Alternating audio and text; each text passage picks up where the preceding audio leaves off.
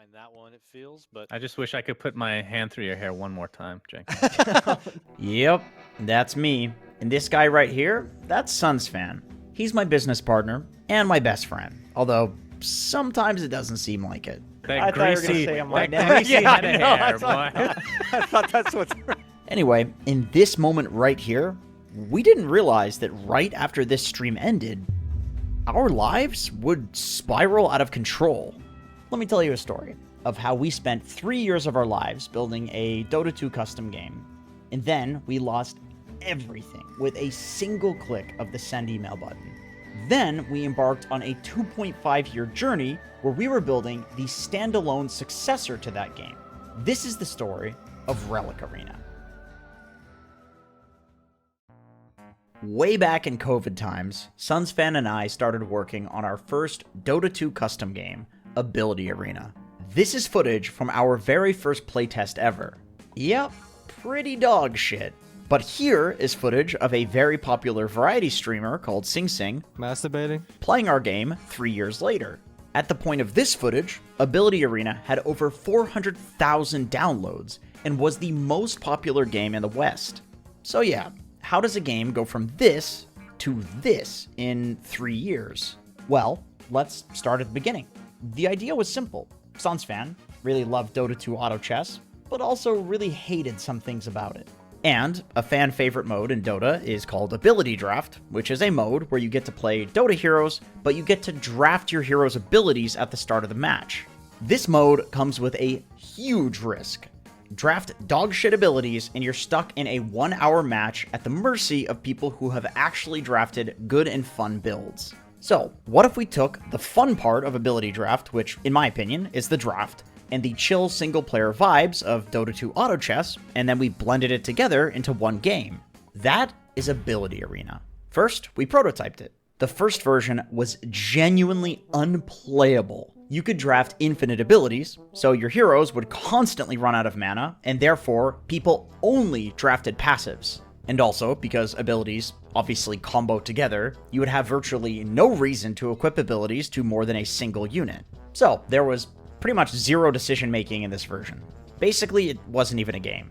After that version, we limited the abilities to 4 per hero, and made it so that if you purchased more of the same ability, it would combine with a copy of that ability that you already had. Then, to add even more decision making weight, we added super and Gaben level upgrades to the abilities if you bought enough of them. This made it so that you had a choice. Either you fill out all of your heroes with valuable level 1 spells, or you chase big upgrades. This version was actually fun. And after years of work and a lot of playtesting and iterating, our game mode genuinely kind of blew up. And our little game studio was happy and thriving and sustainable. Until one day. One dreaded day when a single disgruntled fan changed the Dota 2 arcade forever. We will refer to this fan as the Reddit mod. One day, Reddit mod hit the highest rank in our game. With this achievement, we give you a special You're Good at Video Games badge in our Discord server. To verify player ranks, because there is no API for this currently, we have players submit a Google form, and our Discord community manager manually checks the player profile. Reddit mod did not follow instructions properly on the Google form, which is no big deal, and he got asked to redo it. And then he said some choice words to our community manager. I can't tell you what he said because it would probably get my account banned from YouTube, but let's just say that Reddit mod almost certainly has a Truth Social account. Unfortunately for him, our community manager is not just our community manager, she is also Sunsfan's wife. So, like any good husband, Sunsfan did not ban the guy because that would be a kindness. Instead, he spitefully set Discord mod's rank to be the lowest rank in the game. Reddit mod would not go down without a fight, so he got to work. He emailed Valve's legal department, citing that we did not have a form where players can request to have all of their private data deleted from our servers. This may not seem like a big deal, but that meant that we were breaking the General Data Protection Regulation of the European Union.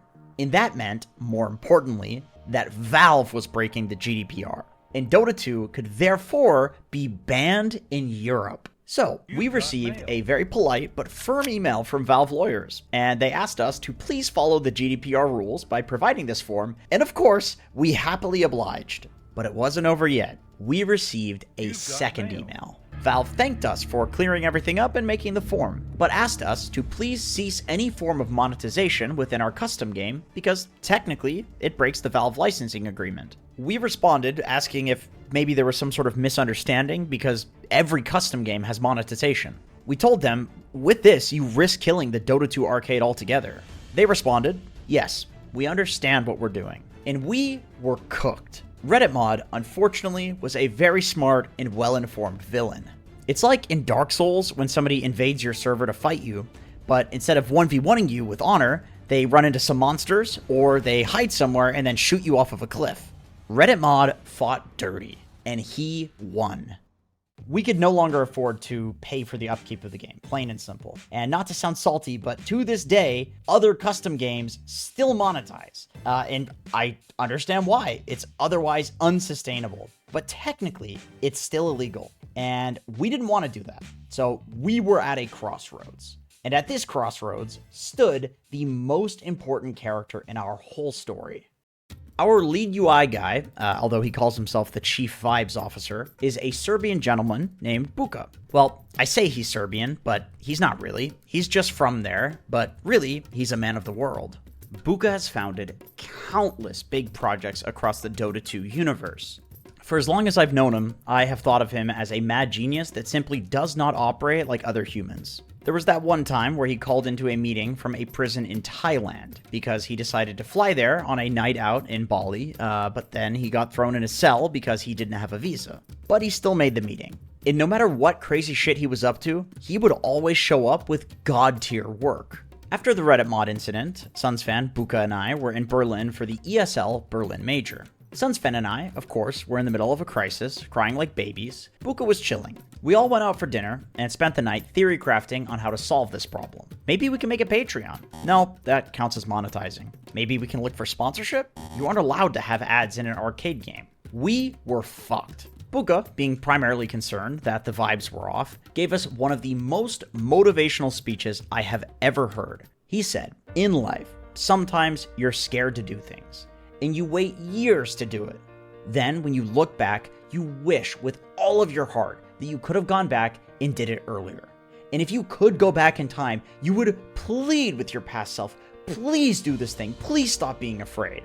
And we always wanted to make our own game, something outside of the Dota 2 arcade, but we were simply too scared. He said that we're going to look back at this moment in the future and think of it not as a curse, but as a blessing. Because this was the moment that Mama Bird pushed us out of the nest. And so, we got to work. Masturbating? We had a monumental amount of work ahead of us. First off, how the hell do we do Dota abilities without Dota? You can't just convert something like Pudge Hook without having Pudge. It makes no sense. And mechanically, in a MOBA, Pudge Hook is super cool because you can dodge it. But in an auto battler, computers don't dodge. Computers are stupid, so it doesn't work the same. Therefore, one-to-one copies wouldn't even work if we wanted to. I remember at one point we were considering changing the IP from the Dota theme to more like Medieval Knights because it's kind of the closest thing. But it was too boring and too generic. Maybe Zombie Knights? Better, but it's just a mix of two overdone things. One time we had a meeting with Faith Beyond, a legendary Chinese Dota 2 player. In this meeting, we were theory crafting changing the heroes to be planets. In retrospect, I realize it sounds insane, but the logic at the time was that planets are spheres, and spheres are really easy to model, and adding abilities to the planet could add visual stuff like a ring to the planet for an AoE damage ability, or an ion cannon to the planet for a massive magical damage nuke. This felt a little too out there, but our theory crafting session was not in vain. Because in this planet's idea, we had this concept that you could play historical characters like Gandhi or Abe Lincoln commanding planetary combat. And from this, we kind of landed on the fact that seeing Gandhi versus Abe Lincoln or Harambe or Cleopatra is cool, but let's just commit entirely to the historical theme. Let's make the arenas actual historical places. Let's make the abilities actual historic relics. Let's do an alternative reality history where these characters are trapped in purgatory, waging endless battles in a Jumanji-type board game in a desperate attempt to free their soul and be resurrected. That's, give or take, generally the idea. But that is expensive. We need models, we need sounds, we need VFX, we need programmers. We can't just use Dota assets. We were now playing the game dev game on hard mode. We couldn't do this on our own. So, in very Dota 2 fashion, we called out to the community for help. In the community, they answered. And they answered in spades. Our Kickstarter was fully backed in under 24 hours, and we hit over 200% of our original goal. And now I am proud to say that after 2.5 years,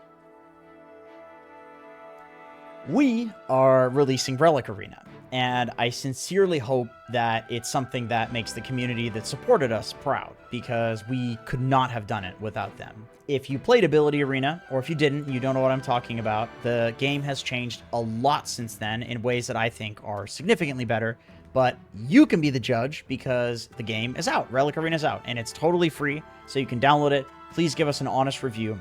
As for this channel, I'm going to use it to basically post dev vlogs. Some future ideas that we have to give you an idea is we are trying to do a Friends Battle Pass where you can play as duo leaders like Bonnie and Clyde. We want to do a Slay the Spire type co-op mode that you can play with your friends, and much, much more. I have a lot of ideas for stuff that we want to do in the game and stuff that I want to do on the channel. So please subscribe. Thank you for watching. I appreciate you.